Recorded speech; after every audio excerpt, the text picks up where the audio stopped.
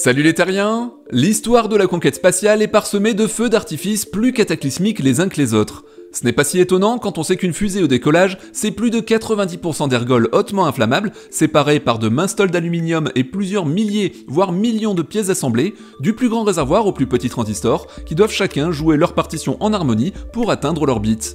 Mais à la moindre fausse note,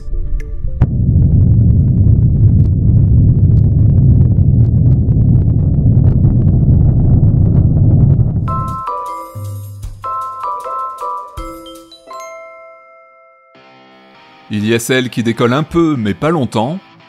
Il y a celles qui partent en lambeaux. Celles qui reviennent se poser presque en douceur. Il y a celles que l'on fait exploser par sécurité avant qu'elles ne percutent le sol. Et celles qu'on laisse, ma foi, se débrouiller.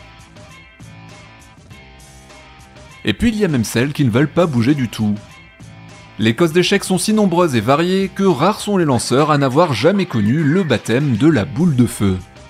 Même Ariane 5, pourtant réputée pour sa fiabilité, a commencé sa carrière par un bug du logiciel de bord qui lui a fait prendre un virage, disons, un peu excessif. Mais la fusée qui a fait le plus gros boom, c'est celle qui, il y a plus d'un demi-siècle, a porté le coup fatal aux ambitions lunaires soviétiques. Nous sommes le 3 juillet 1969 et les soviétiques testent le deuxième exemplaire de ce qui doit être leur réponse à la fusée lunaire Saturne V américaine.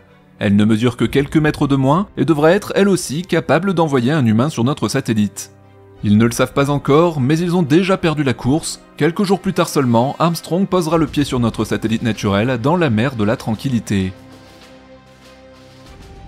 Mais pour l'heure, ils mettent toute une énergie un peu désespérée dans le développement de ce monstre de métal, malgré la disparition de Sergueï Korolev, leur génial ingénieur en chef, et un manque flagrant de moyens en comparaison de leurs rivaux. Il suffit de jeter un œil à la base de la fusée pour comprendre en quoi elle était fondamentalement différente de sa concurrente. Son premier étage comportait 30 moteurs au lieu de 5 et sa conception générale était pour le moins rustique. Les ingénieurs soviétiques n'ont jamais eu les moyens de développer un moteur aussi puissant que le F1 américain, ils ont donc choisi l'avantage du nombre. Sauf que les systèmes informatiques de l'époque n'étaient pas vraiment au niveau pour gérer le pilotage instantané de 30 moteurs, et si on ajoute à ça que ces moteurs ne pouvaient pas être testés avant le décollage car ils comportaient des valves pyrotechniques qui ne pouvaient être utilisées qu'une seule fois, on comprend que la moindre sortie de route était fatale.